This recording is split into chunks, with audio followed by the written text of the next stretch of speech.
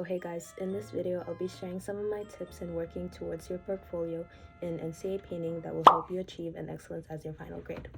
Tip number 1, create your own deadlines. For example, let's say you begin 2 paintings and you set yourself a deadline in a week to complete it.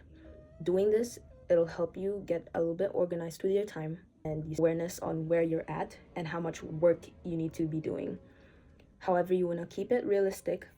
Don't try to complete 5 paintings within 5 days. Even if you think you're confident, I still don't recommend it to any student because then you're only focusing on painting and you're basically neglecting all of your other studies. Younger me did this and I almost ended up not passing my character design class. Here's a photo. You can see over here that I purposely made these 2 images bigger so that my second board didn't look as empty, but lesson was learned.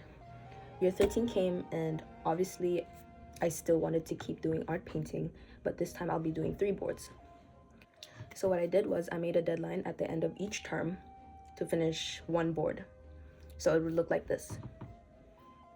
It was important for me to strictly stick to these deadlines in these 3 terms because I knew term 4 was when exams began and usually all of the art students had to hand in their portfolios, whether they're finished or not. That's it. Another tip to help you get a little bit more organized is format. Let's focus on board 1 real quick. So after you finish brainstorming the ideas and themes you want to do, you're going to want to grab pieces of paper with different sizes that you'll be painting on later. Then you're going to place them around the board to the best fit. You can reorganize them around, but preferably you'd want to keep your smaller work at the top and big at the bottom, because board 1 is still developing all of your themes, ideas, but after board 1, sizes won't really matter as long as you show progress towards your work. Here's an example. This was my level 2 painting, which I was able to get an excellence from. Board 1, you can see over here that I wanted to paint angels, and well, you can see over here that there's fruits, plants, and a landscape. When I've cropped and put everything together as a body of work, I then looked at what stood out and what didn't. This helped me develop a more clear understanding, idea on what I should do next on my second board. I'll put my level 3 portfolio as another example as well. So I got an excellence for this one as well.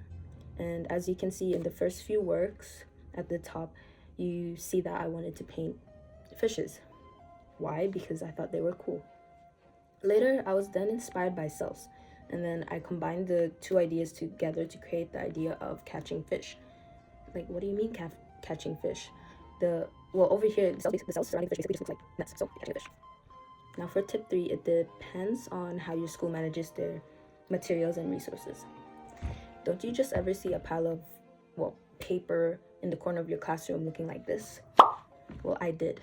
One day I was just curious and asked the teacher if anyone else was going to finish them, because the majority of them looked like this. She told me it was okay because apparently it was just work from past year 9s and 10s that probably forgot about it or already left school ages ago. So I took the opportunity and used them on my board, basically. That way I was able to reduce wasted resources by reusing unfinished artworks and recycling them into new pieces of art. This saved me a lot of time from painting backgrounds and then blow drying them, so that's one thing you want to keep in mind as well. Lastly, tip number 4, talk to your teachers. Now, if you're someone who's struggling in developing ideas or you're just completely lost on what you need to do, ask a teacher. I've put this as one of my tips because although I was fine communicating with all my art teachers and asking for some advice, there were other students who didn't do that occasionally, and so they end up being stressed on where they're at. They don't know what to do. But even if you think you know what you're doing, or you know what grade you're gonna get from an internal, external, talk to your teachers though.